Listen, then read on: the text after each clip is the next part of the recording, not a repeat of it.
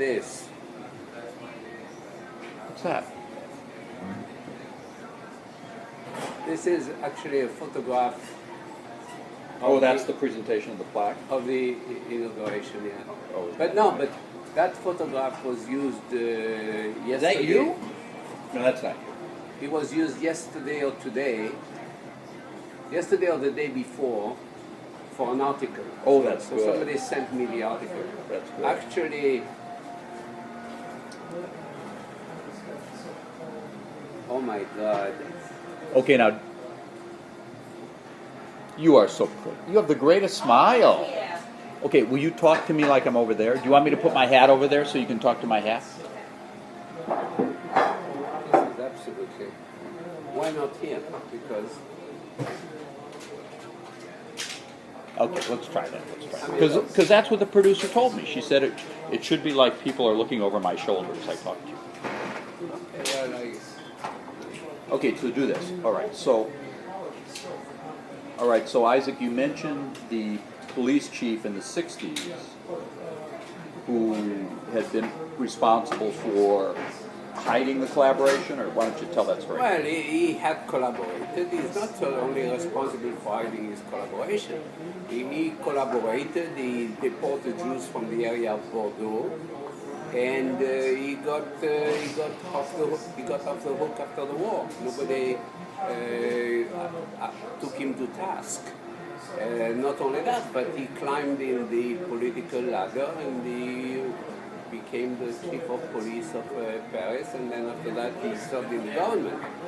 In the I think it's in 1980, he was actually fingered by a friend of mine in Bordeaux, who found his record in the archives, and in 1980 he was not prosecuted. Actually, there were a lot of articles about him in some major newspapers, and the establishment actually protected him. What was his name? Papot. Maurice Papot. P-A-P-O-N. By the way, in my book, I have a chapter, my first book, I have a chapter which talks about him. Anyway, did I answer your question? Yeah. Now you also had told me earlier that there was there's a lot of denial in Poland. And Oh well, I think I need to complete my answer before. Until Iraq came to power, right. this guy was actually untouched, and probably untouchable. As soon as Chirac came to power, he unblocked the proceedings against that guy, and he was brought to trial.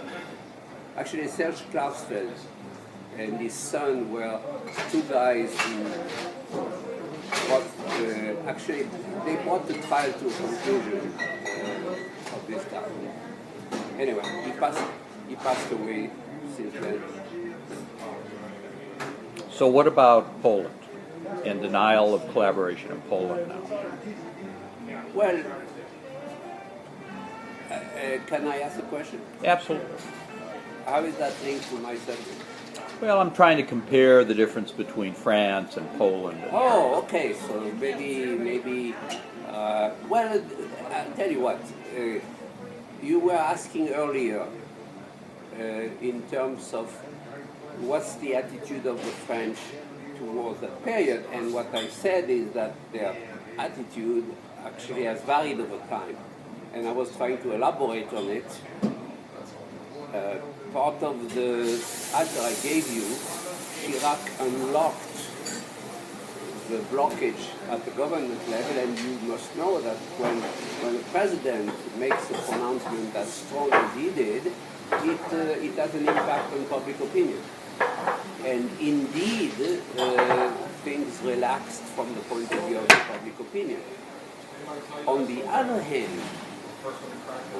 hand, this is still a subject of controversy in France, even today. Give me an example. Well, as recently as François Hollande, access to power, he made a comment on the anniversary of the roundup of Paris of 1942. So last year in July, he made a speech which actually was really in line with the speech of Jacques Chirac. So it's the same thinking. He was taking responsibility, but he couldn't do it. He was not the first one to do it, but he was affirming that from his point of view and from the point of view of his presidency, they espoused the heritage of Jacques Chirac. That caused a significant amount of debate in France.